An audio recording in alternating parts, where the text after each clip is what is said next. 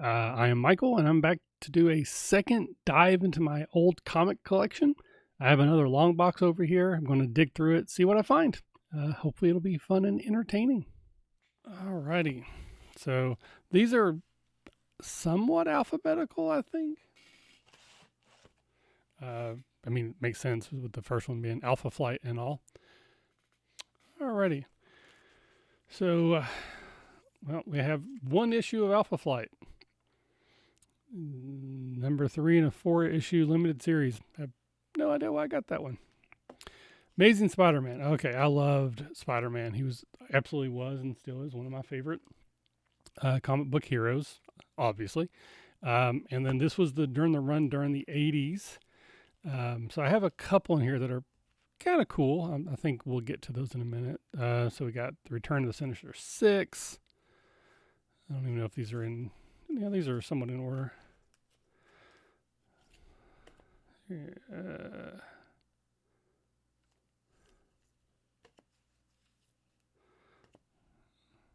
So we got Venom, classic, obviously, now one of Spider-Man's most famous villains.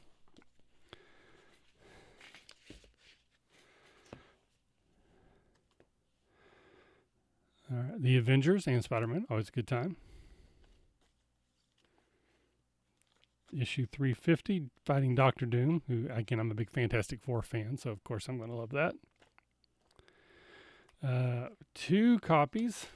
Again, I thought I was an investor of 351, guest starring Nova of the New Warriors. I don't know why I would have thought that would have been worth 2 copies. Oh, Moon Knight. I have such a love for Moon Knight. Cannot wait to get more details on the this Disney Plus series that's coming from this. I'm so excited.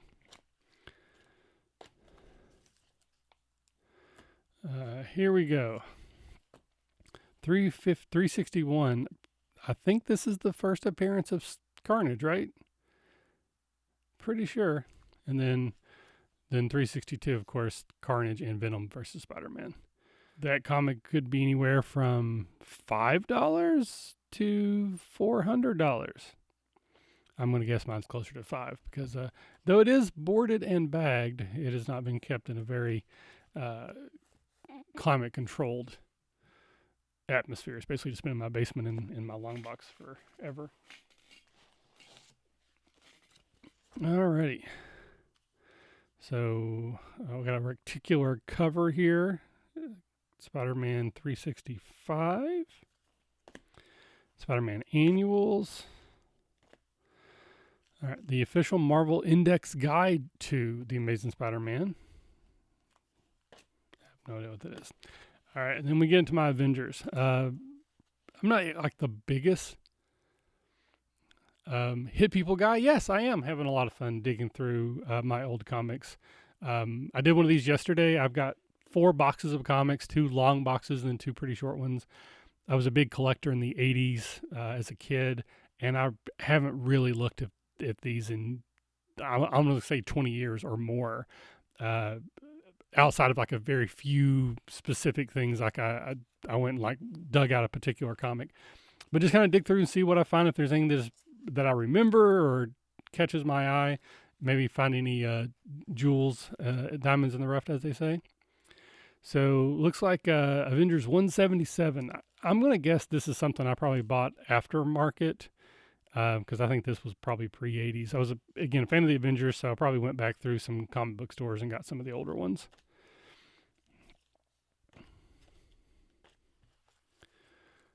Dun, dun, dun.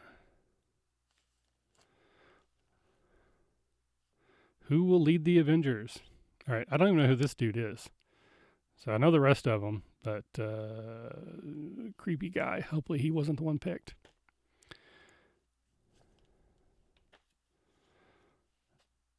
Black Knight, kind of a, well, it may not have been you, it may have been me. Oh, yeah, the internet's going bad. Been having trouble, like the long story, but I was streaming pretty regularly before I moved, and I moved into a new house, and the internet here is, it's criminally bad. So I had kind of given up on streaming, but just in the last few days, it seems like it's getting a little better. So these mostly have been test streams just to see if it would work. And so far it has. Like, this is the first time I've had a glitch now. I think I've done this my fourth stream in the last 2 days. Hopefully that was just a hiccup. Oh. So again, lots of Avengers.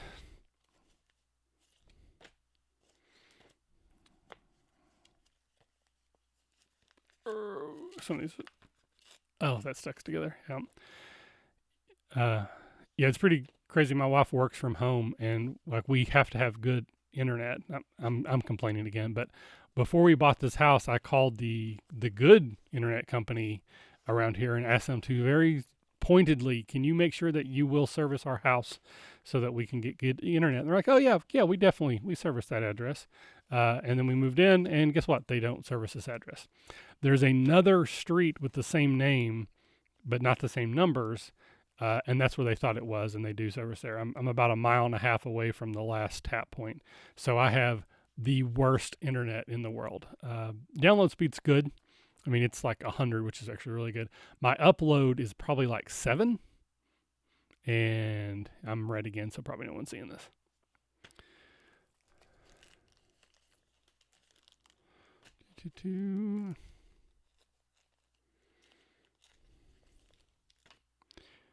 Spider-Man and the Avengers, always a good time.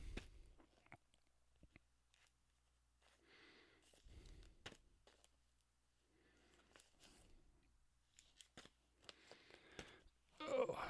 So are you a fan of Avengers? The comics, I mean, I'm a huge fan of the Marvel movies right now. I'm pretty much all in for those. I'm an Avengers apologist when it comes to those Marvel movies. Sort of. I have not read comics in, again, years and years and years. And a buddy of mine who's a big comic reader has kind of got me back into it. I have a couple subscriptions through like my local libraries. So I have I think it's called Hoopla, and there are some digital comics that I'm able to get. So I've read Lock and Key, which is amazing. It's not really like Avengers comics, but I've read Lock and Key. I read the new Vision series that I think it's Tom Black did, which I think is going to be kind of the basis for the Disney show WandaVision. I read what else did I read? Oh, Invincible. I read the entire run of Invincible in like a month. Like I really got into that one. But I haven't really caught into what I would like, the Avengers, Spider-Man's again. That Vision series is remarkable. As someone who hasn't read comics in a long time, I don't really know what to compare it to, but I loved it. I thought it was amazing. So I got to give credit to Tom. He's the one that's kind of really got me back interested in my comics again and reading the new ones. But yeah, if you haven't read Lock and Key, it's adult, it's graphic. You have to be comfortable with that type of material, but it is amazing. I watched the Netflix show, and it's fun. I enjoyed it, but comparatively, it doesn't favor well to the source material. Ooh, The Collector. So I guess that's not Benicio del Toro's version. Dun, dun, dun.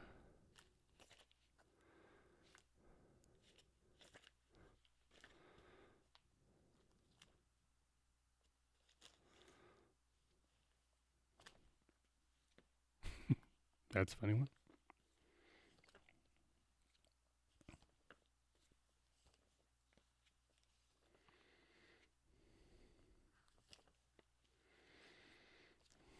All right, so we're out of the A's, we're into the B's. I'm a fan of Batman.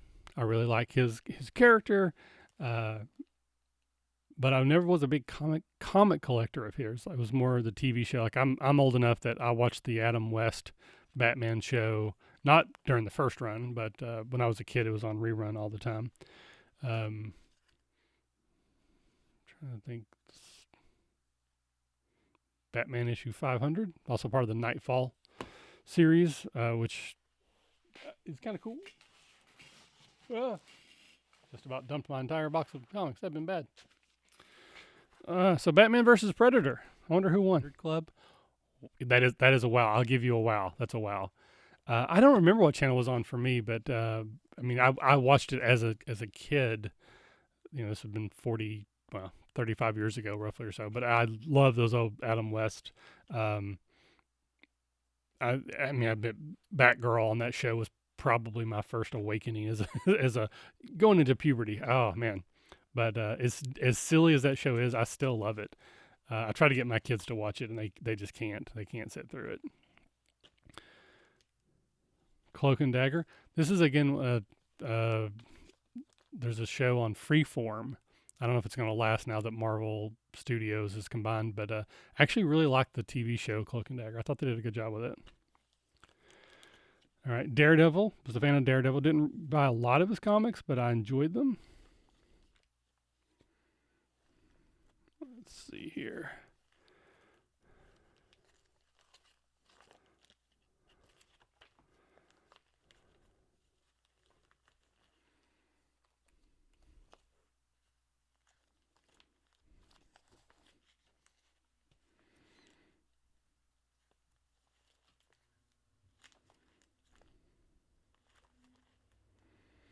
Punisher, always a good time.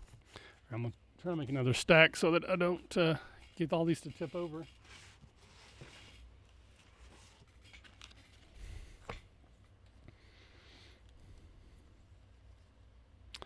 Ghost Rider, whoever that dude is. Is that a dude? Maybe a girl. I don't know. Typhoid Mary. All right, so Darkhawk. Darkhawk is probably one of the dumbest superheroes ever invented, but I loved it when it first came out. I was all in on Darkhawk. I thought it was super cool, and I've heard that there's a new version that they've kind of rebuilt the character. I haven't read any of them yet. I probably should, but I absolutely loved Darkhawk. And this is primarily a role-playing game channel, though it doesn't seem like it because most of my videos anymore aren't roleplay related, but we're going to get back to that. But the second role-playing game I ever played after D&D was Marvel Superhero. It was a TSR face rip system. It's a really bad game, but I love it. My nostalgia. Oh man, my internet's going so bad. I don't know if any of this is going out. But we played that role-playing game, the Marvel Superhero role-playing game, and one of the things it had in it was if you were not sure how to stat a character, if it wasn't included, just use the comics as reference. And there was an issue of Darkhawk, so I built Darkhawk in that game, and there's an issue where Darkhawk's being like bear hugged, I think by Crusher Creel, and he flexes out of it. So by those terms, he has to be at least as strong as Crusher Creel, which in the Marvel Superhero game, he's like super strong. So it definitely made Darkhawk OP, but I didn't care because that's who I like to play. Yeah, it looks like the internet's still going in and out. I don't know if even half of this is going out right now. So that's unfortunate. But I'm gonna power through anyways. Darkhawk, Deathlock. I have no idea why I have that comic. The Defenders. It's like the low rent Avengers. I went through a period of time where I really liked the Defenders. Even again, the comics aren't great, but I just like the characters. Hulk, Doctor Strange, teaming up. Good times.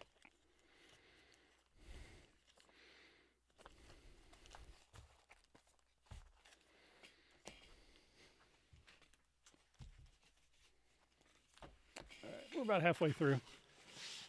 There hasn't been a whole lot of anything exciting this time. I admit the other box seemed to be a little bit more interesting. I'm just kind of flipping through and looking at the covers, seeing if anything really just sort of like nostalgia bomb hits me.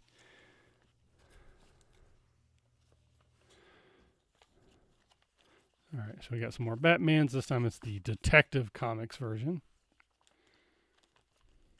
All right, DP7. All right, I'm going to take a couple minutes. I'm going to talk about DP7. I love DP7.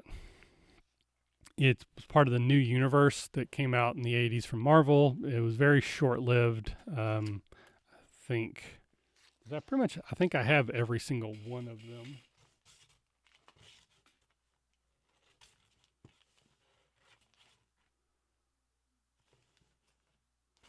So it looks like there's 32 issues. So that's, 3 years or so, which I mean isn't, I guess, terrible, but still short-lived for a comic run.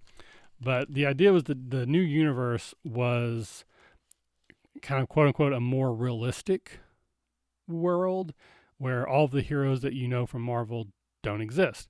Other than fiction, there's an issue of DP7 where there's actually like a Spider-Man poster in the background, or someone references him as a comic character or a fictional character.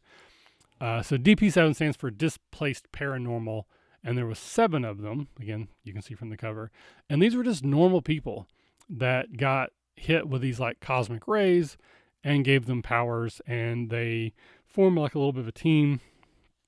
But it's a lot more focused on like the emotional drama, marriages falling apart, crushes, people dealing with mortality. And it just, even as a kid, that type of comic really appealed to me. So again, absolutely a huge fan of DP7. I think I have every issue of the main series. I may have like gone back and filled in some gaps after the fact, but I pretty much bought them as soon as they came out during the initial run. And then to sort of like wrap up the new universe, they came out with a few crossover graphic novels, and I have, I think, most of them as well. I wish DP7 people loved it because I have all of those.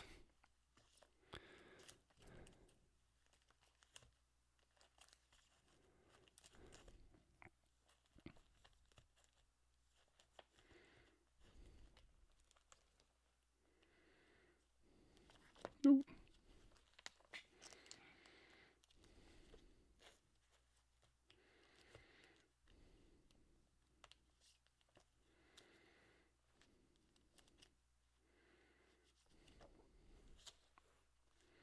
I might have to go back and reread all these. Yep, 32 in a 32 issue limited series. And then we have the New Universe Annual.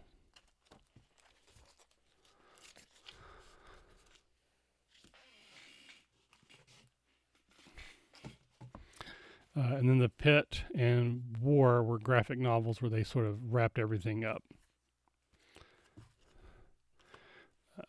Excalibur. Apparently I have issue 11 and 42 for some reason, and they're double bagged. Not sure why I would have done that.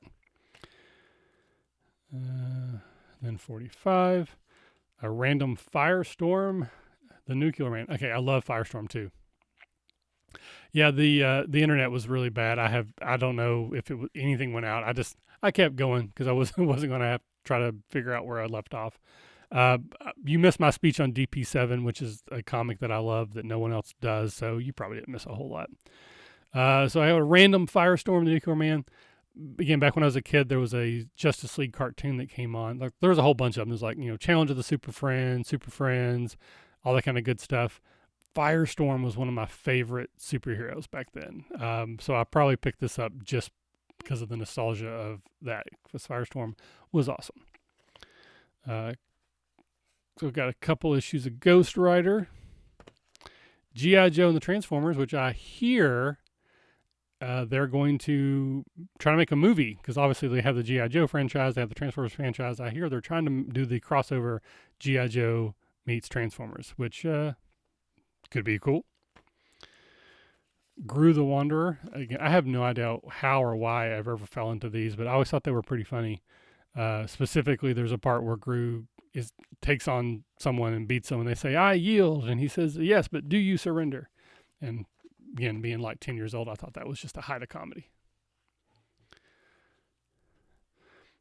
So Guardians of the Galaxy, the relaunch happened in the 80s, and if I remember correctly, it started off, they were on a voyage for like a quest for these old relics. So like here in issue 6, they got Captain America's shield.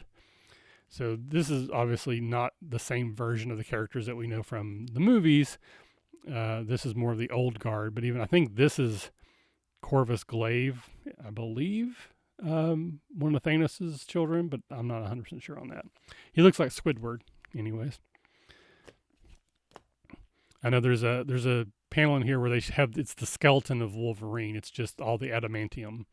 Uh, that's all that's left.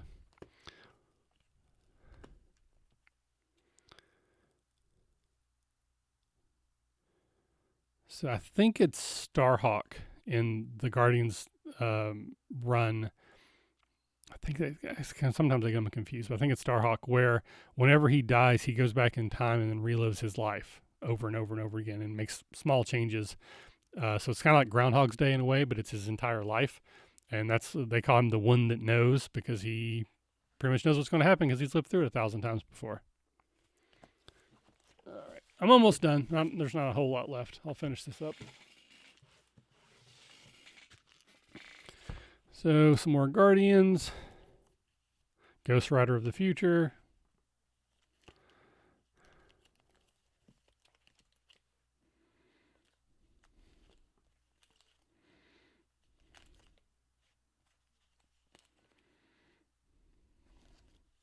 And Hulk was another. Hulk and Iron Man were a couple, like Fantastic Four, Hulk, Iron Man, and Spider Man were probably my go to comics when I was actually reading them and buying them weekly at the store.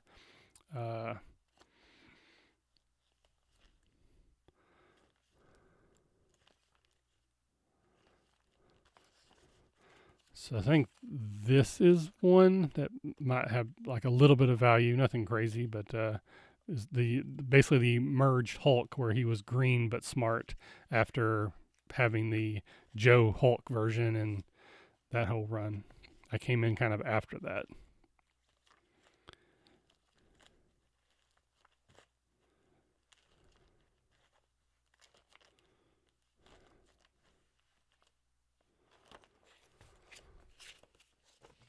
Here we go. This is the last of them. So some more Hulk. I wonder if these are worth anything these days, just because of the movie. But I have the original Infinity Gauntlet, all 6 issues. I remember reading this as a kid and blowing my damn mind.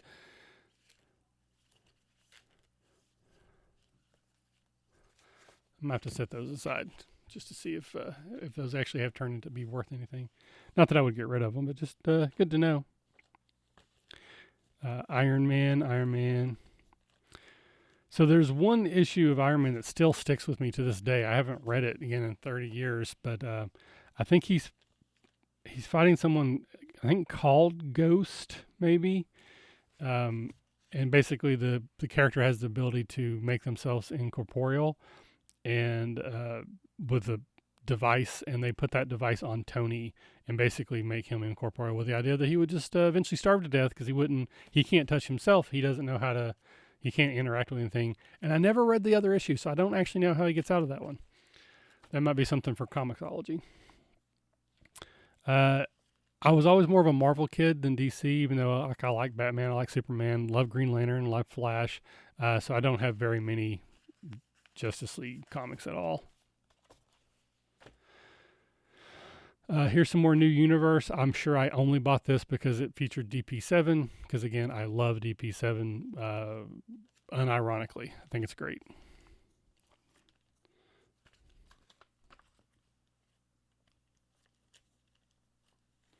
If you're familiar with Marvel Fanfare, I remember getting these. They're not great comics, but the art in them was different than anything I had ever seen before.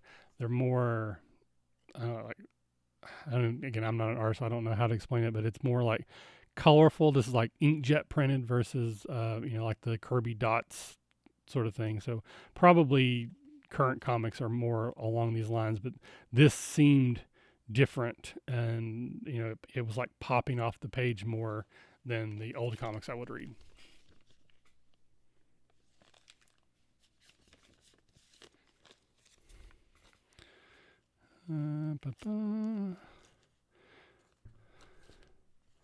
Marvel Tales, some team ups, nothing too exciting. So, out of all that, I would say probably the only thing that was like a true jewel would be the Infinity Gauntlet sagas. which again, I think everybody in the world is now familiar with that story. But back as a kid, it was a big deal for me. Yeah, Batman punching Guy Gardner is definitely that's worth cover price right there. So that's the entire box. Again, this one doesn't seem to be nearly as exciting as the other one. Appreciate you hanging out with me, Hit People Guy. Sorry the stream has been so wonky. Normally this channel is role-playing games, though I have started streaming some like old school Nintendo games as well. But the goal is to get back into talking a lot more about role-playing games, both actual plays where we play the games and then just talking about it, trying to help other people figure it out. So if any of that interests you, please consider coming back and checking out some later streams. But either way, thank you again for joining, and we'll talk to you later. Oh, great. You're here for the RPG stuff. Good. I was trying to make a convert, get a follower, but you know what I'm talking about. So thank you, and we'll talk later, man. Bye.